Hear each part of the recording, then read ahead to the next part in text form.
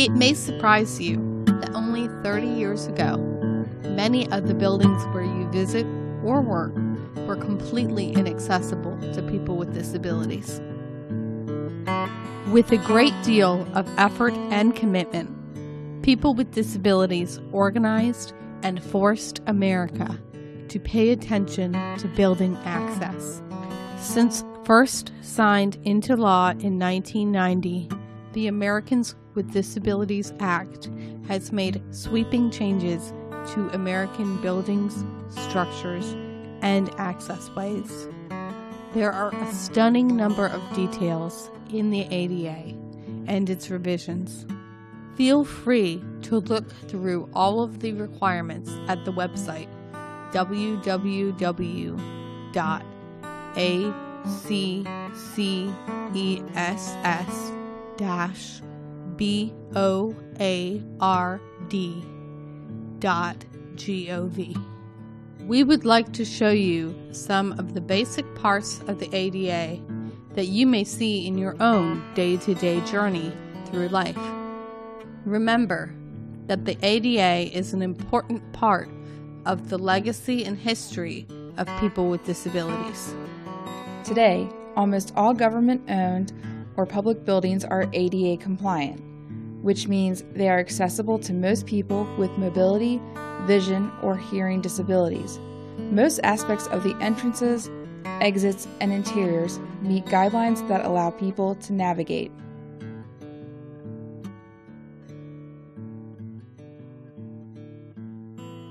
Let's start with the first area you will encounter when visiting a public building, the parking lot. There will be a specified number of parking spots and van spaces for people with disabilities. The number of those spaces depends on the total spaces allocated for that building. For example, if there are 100 to 150 total parking spaces, the law requires allocation of 5 standard accessible spots and 1 van accessible spot for people with disabilities.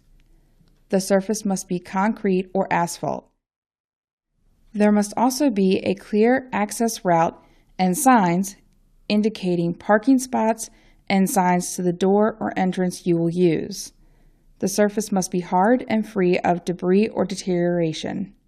Curb cuts and curb ramps that bring a person from street level to sidewalk level come in a variety of shapes and sizes. The requirement for new construction is a ramp that is 12 inches long for every 1 inch rise in sidewalk height, or a slope of 1 to 12, accessing a sidewalk that is a minimum of 4 feet wide.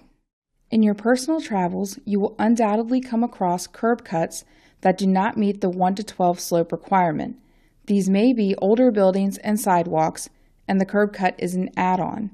They may be steep and difficult to negotiate. Let's go in. At many buildings these days, access is pretty straightforward.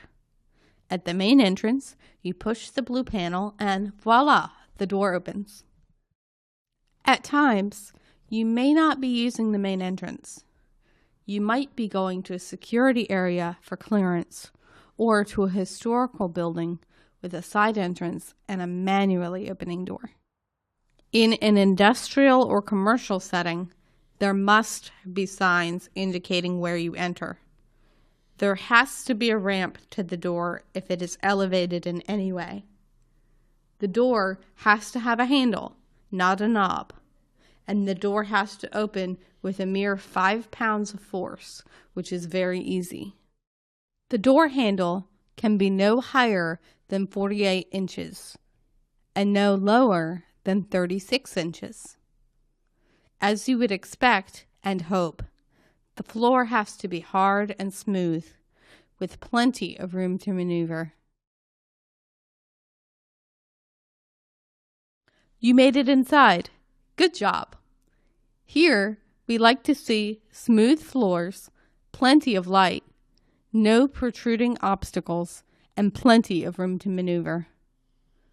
Many inside doors will have the same requirements as exterior doors. There must be 32 inches from the door to the other side of the door frame.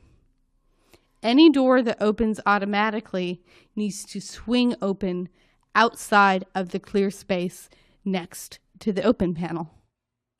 Any door that opens to face another door must allow one door to close before opening the other door. This space is 48 inches from the end of the open door to the front of the next door.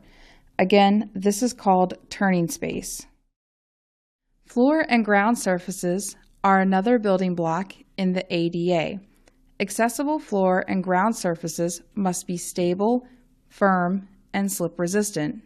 Carpeting needs to be a maximum of ½ inch total, including the pile and backing.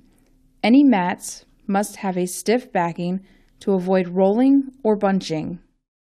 In a corridor, nothing but a handrail may protrude from the wall more than 4 inches. A handrail may protrude 4½ inches. Phones, charging stations, trash receptacles, and drinking fountains need to be placed in a recessed area so they will not protrude more than 4 inches into the corridor. The lowest point of any mounted object must be a maximum 27 inches from the floor. This allows detection of the object with a cane sweep. This also allows the knees of a person in a wheelchair to fit under the object. If you ride the elevator, a sliding single door needs to be at least 36 inches wide. A double sliding door needs to be at least 42 inches wide. The smallest elevator allowed is 68 inches wide by 51 inches deep. That is a small space if you're in a wheelchair. Elevator doors must remain open for at least 3 seconds. The floor must comply to same standards as hallway floors. The lighting must be at least 5-foot candles, which should be plenty of light. All of the previous requirements apply to public restrooms. The door must be easy to open with 5 pounds of push maximum. The floor must be hard and free of obstacles and must open allowing for adequate turning space. Stall doors usually open outward, but are allowed to open inward and intrude on the turning space as long as there is enough space to maneuver. Sinks need to be wheelchair accessible. There are many buildings that are covered by the ADA requirements, including restaurants, hotels, recreation facilities, and stores. For example, when you visit a museum or go out to eat, you can expect the same accommodations as in a public building. There are some exceptions, namely historic buildings, where it would be too expensive to make alterations or the alterations might change the historic aspect of the building. Another exception are churches, houses of worship, and private clubs. Although areas of worship are not required to follow the ADA accessibility rules, many do anyway, as a courtesy to their patrons. DLCV is currently involved in studying the accessibility of public transportation pickup and drop-off locations. The Federal Department of Transportation issues guidelines for public transportation vehicles. In short, in a wheelchair, you should be able to get to the bus, get on the bus, and navigate inside the bus without hindrance. Not all public transportation services are alike, and there are still many issues with bus stops, available seating, signage, and announcements in train stations, and just plain civility. As you travel in your community, keep an eye out for issues and report them to the DLCV. DLCV is also actively gathering data about access to places where you vote. Polling places are schools, places of worship, sometimes a post office, and even non-public buildings. Law requires that all voting spaces have full access to the voting machines and adhere to ADA specifications. Access ways, easy-to-open doors, turning space, and non-protruding objects should all be ADA compliant. Each location should have curbside voting, an access voting machine with staff trained to use it. DLCV discovered many polling locations are not accessible and is making the appropriate reports. When you vote, make notes about what you see and contribute your information to the DLCV database. There is a great deal of history behind people with disabilities. As you travel through your area, going to work, visiting a friend, or going on vacation, Remember that many people had to advocate strenuously to change the laws and gain accessibility to buildings, transportation areas, and voting areas. Now it is your turn. Work with your neighbors and your community. Look for issues and problems and then help find ways to make the situation better. It is your responsibility, your legacy, and your future.